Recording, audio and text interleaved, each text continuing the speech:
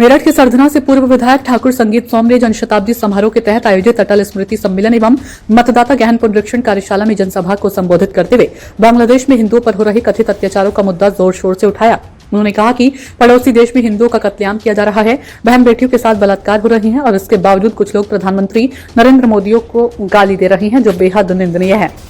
संगीत सोम ने कहा कि आज जब प्रधानमंत्री नरेंद्र मोदी विदेश जाते हैं तो पूरी दुनिया यहां तक कि अमेरिका भी उनका सम्मान करता है। उन्होंने कहा कि विदेश यात्रा में 140 करोड़ देशवासियों की भावनाएं साथ जाती है और भारत का मान बढ़ता है। उन्होंने आरोप लगाया कि मोदी सरकार की जनकल्याणकारी योजनाओं, फ्री राशन, घर घर शौचालय और उज्ज्वला योजना के तहत मुफ्त गैस सिलेंडर से विरोधी दल बौखला गए हैं। पूर्व विधायक ने फिल्म अभिनेता शाहरुख खान पर सीधा हमला बोलते हुए आरोप लगाया कि देश के कुछ लोग क्रिकेट और फिल्मों के जरिए राष्ट्र विरोधी ताकतों को बढ़ावा दे रहे हैं। उन्होंने दावा किया कि बांग्लादेशी खिलाड़ियों को खरीदा जा रहा है और शाहरुख खान द्वारा एक बांग्लादेशी खिलाड़ी को 9.5 करोड़ रुपए में खरीदने का आरोप लगाया। संगीत सोम ने अभिनेता को गद्दार बताते हुए कहा कि देश ने उन्हें पहचानती है और अब ऐसे लोग देश की जरूरत नहीं है।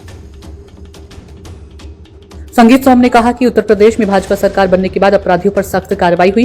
उन्होंने अतीक अहमद और मुख्तार अंसारी का नाम लेते हुए दावा किया कि प्रदेश में गुंडों का सफाया किया गया है। वर्ष 2013 का उल्लेख करते हुए उन्होंने कहा कि उस समय बहन बेटियों घर से बाहर निकलने में डरती थी, जबकि आज हालात पूरी तरह बदल चुके हैं। उन्होंने विपक्ष पर निशाना साधते हुए कहा कि पहले ईवीएम को गलत बताया गया और अब मतदाता गहन पुनरीक्षण प्रक्रिया को बदनाम किया जा रहा है। संगीत सोम ने दावा किया कि आगामी चुनाव में भाजपा 350 से अधिक सीटें जीतकर सरकार बनाएगी, जबकि उत्तर प्रदेश में विपक्ष 20 से 30 सीटों तक सिमट जाएगा। उन्होंने कहा कि देश में गद्दारों की कमी नहीं है और ऐसे लोगों पर कड़ी नजर रखने की जरूरत है।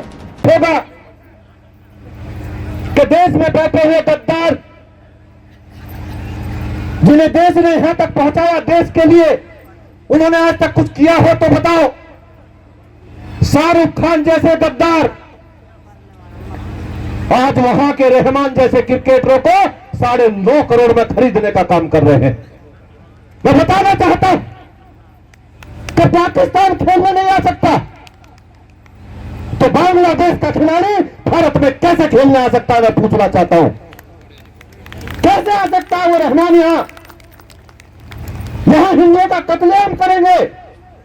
वो शाहरुख खान जैसे गद्दार देश में उन्हें खरीद कर 9.5 करोड़ रुपया देने का काम करेंगे, वो बिल्कुल नहीं चलेगा और भारत की जनता इसे बिल्कुल बर्दाश्त नहीं करेगी। मैं आप लोगों से कहना चाहता हूं कि अगर रहमान जैसे खिलाड़ी भारत में खेलने आएंगे तो एयरपोर्ट से बाहर कदम नहीं रख पाएंगे, हम दावे के साथ कह रहे हैं। समझना चाहिए शाहरुख खान जैसे गद्दारों को।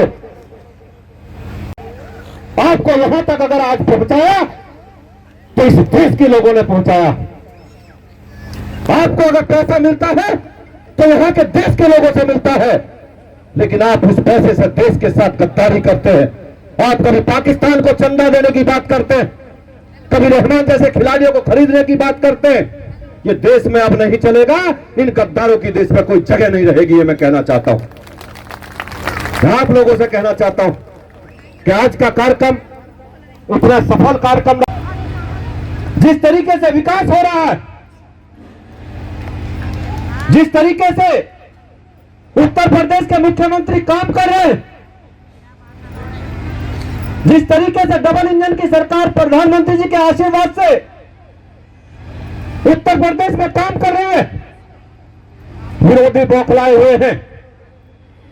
पहले ईवीएम खराब बताते थे, फिर कुछ और बताने लगे, अब एसआईआर का काम हुआ तो इस पे हल्ला मचाना शुरू कर दिया। और ये आप भी जानते हैं उन्होंने हल्ला मचाना शुरू क्यों किया।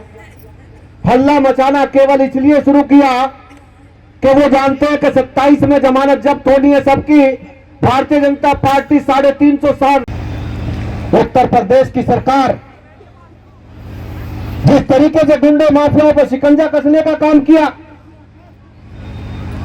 बहन बेटी की सुरक्षा के लिए काम किया, हमने देखा है 2013 में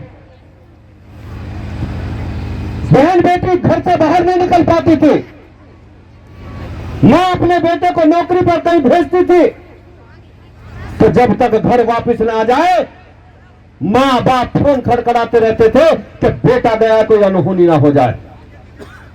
आज वही उत्तर प्रदेश है, आज वही उत्तर प्रदेश है। अगर रात के 12 बजे भी बहन बेटी सड़कों पर टहलने निकल जाए तो कोई आंख भर कर नहीं देख सकता। आज ये भी उत्तर प्रदेश है।